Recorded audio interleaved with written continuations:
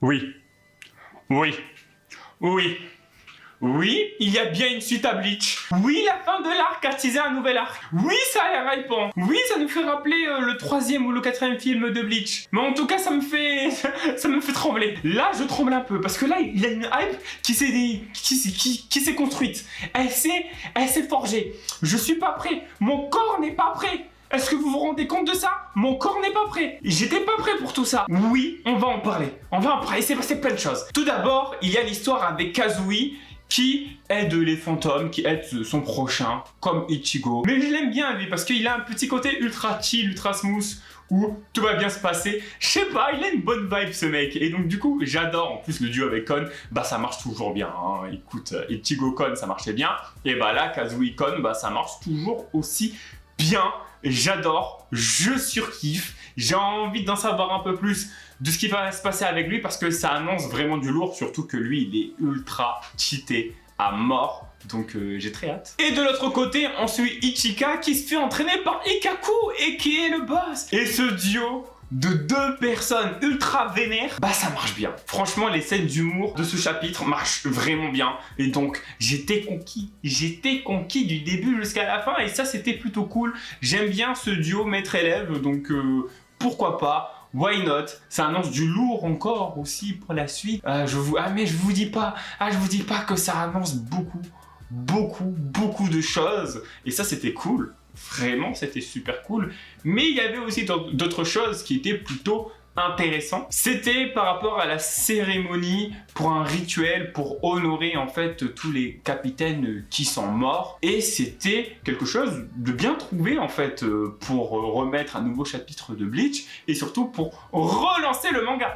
Exactement, pour relancer le manga. Parce qu'en fait, on apprend avec ce chapitre qu'en fait, les capitaines, ils sont de rang 3, et donc finalement, leur Reiatsu, énergie spirituelle, en gros, bah en fait, ils restent. Et donc, ils doivent pratiquer un rituel simplement pour le faire dissiper. Et c'est le seul moyen, même si c'est ultra glauque, bah c'était le seul moyen. Genre, en gros, il faut sacrifier un holo. Et bah en fait, il s'est passé un petit blême. Il s'est passé un blême assez incroyable, assez flippant. C'est que il y a eu trop de capitaines qui sont morts. Beaucoup trop de capitaines sont morts. Et donc, eux, ils sont tellement puissants qu'en fait, ils se dissipent pas, ils vont en enfer. Et donc, au moment qu'ils vont en enfer, c'est là que ça devient assez drôle. Mais en fait, ils ouvrent les portes de l'enfer. Mais eux aussi se transforment. Et c'est là qui est assez hallucinant. Il se transforme en être, en être démoniaque de l'enfer. Enfin, il se transforme en être de l'enfer, on est d'accord. C'est plus des holos à ce moment-là, parce que t'as même un ancien Espada qui est devenu un être de l'enfer. Et c'est là que ça devient intéressant, c'est que c'est tous les anciens capitaines. Et je pense pas que ça soit que les anciens capitaines qu'on connaît.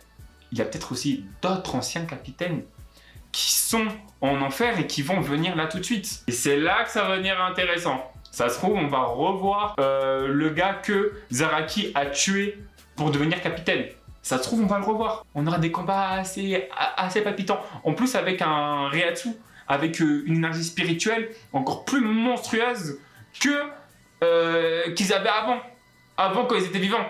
Oui, ça annonce vraiment du lourd. Ça annonce vraiment du vrai lourd en fait. Mais surtout, Okitake Jushiro sera un des grands antagonistes du prochain arc de Bleach. Alors ça me fait du bien. Ça me fait du bien parce que Okitake, en soi, c'est le personnage dont je voulais en savoir plus. Ça me frustrait qu'il soit malade parce que du coup, il pouvait pas mettre toute sa puissance et tout. Et là, on a un retour de Okitake. Pas le bienveillant, mais là, ça va être le malveillant. Ah, ça va être le roi du sale. Ah, ça va être abusé. Oh, ça va être dramatique. Là, on aura les violons des OST de Bleach. Ça annonce vraiment du lourd. Est-ce que vous vous rendez compte des dingueries qui vont se passer, des dingueries monumentales qui vont se passer. Parce que là, on nous annonce beaucoup de choses. On nous annonce des retours. Du coup, du fanservice pur et dur, mais j'ai l'impression qu'il est bien structuré. Et ça, c'est cool. Et vu le temps que Bleach s'est terminé, je pense que Tite Kubo avait l'idée depuis très longtemps où c'était un peu dans une case de sa mémoire en mode si je dois refaire un arc de Bleach, bah du coup, je vais faire cet arc-ci. Je pense que c'est ça. Je pense pas qu'il a inventé ça d'un coup. Je pense qu'il a prévu ça depuis bien longtemps. Et ça, c'est cool. Ça me fait plaisir. Pourquoi ? Parce que Tite Kubo, pour moi, quand il doit faire un arc sur le moment, sur le qui-vif, je trouve qu'il est pas très fort à ça. Prenons tous ensemble l'arc Holo, l'arc Strandritter.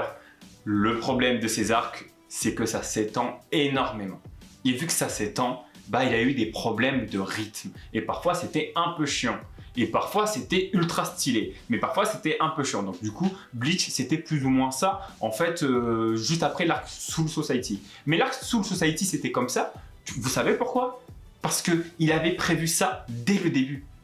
Parce que quand Tite Kubo prépare son scénario, quand il structure bien les choses, c'est bingo. C'est bingo. Il réussit des trucs de malade et ça devient un des grands mangaka. Mais quand il doit faire des chapitres à la ligne de cette manière-ci, sans avoir une structure narrative avec un début et une fin, là ça dégringole. Là il se passe plein de choses et c'est dommage. Même s'il va faire de très bonnes choses, mais ça ne sera pas structuré. Et pour moi, ça ne sera pas assez efficace. Moi, Tite Kubo, je le trouve efficace quand il sait où il va du début jusqu'à la fin, sans rallonger son manga, sans avoir des idées farfelues pour avoir une ascension émotionnelle.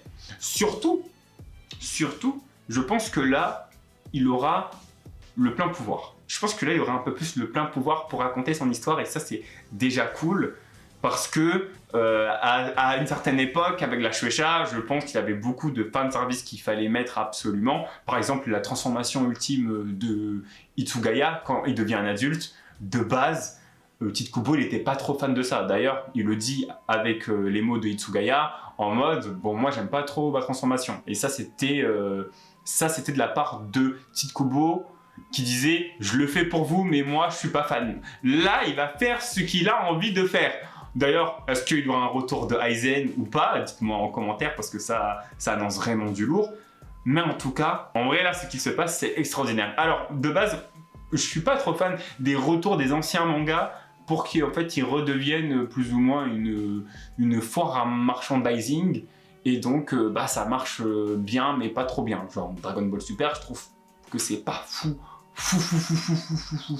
A contrario de Boruto, que je trouve, par exemple, très bon dans ce qu'ils veulent faire. Certes, ils veulent faire du fric, mais ils font une histoire avant tout, et donc en fait, ils ne dénaturent pas l'œuvre. Et là, Bleach, c'est pareil. Là, on nous parle d'une prouesse technologie. Bon, en même temps, c'est normal, ils sont en temps de paix pendant 12 ans. C'est comme dans Naruto Boruto, finalement, ils s'intéressent moins à de la technologie de guerre, plus dans une technologie qui vont simplifier leur monde, qui vont l'améliorer dans leur technologie. Surtout, la Soul Society était d'une manière assez aérée, tu vois. Et donc, là, ça nous rajoute de beaucoup de choses. On nous met de nouveaux vice-capitaines. Il y en a un qui est muet. Ça, c'est plutôt très intéressant parce que ça fait un parallèle avec Touzen. En plus, ils font partie de la même division. Ensuite, on a le nouveau personnage, un personnage féminin, je pense qu'il a fait partie de la même ethnie, de Yoruichi. Vu qu'en plus elle maîtrise plus ou moins des arts martiaux, enfin surtout un art de combat assez féroce, j'ai trouvé ça aussi cool.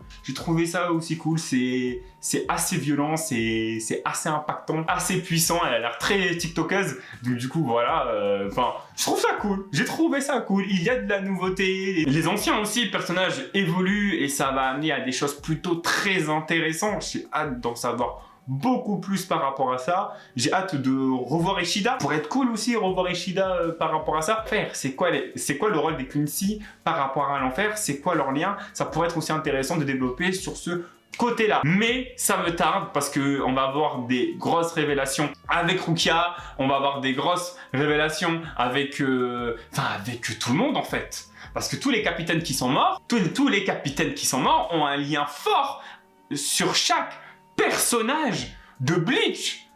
Est-ce que vous vous rendez compte?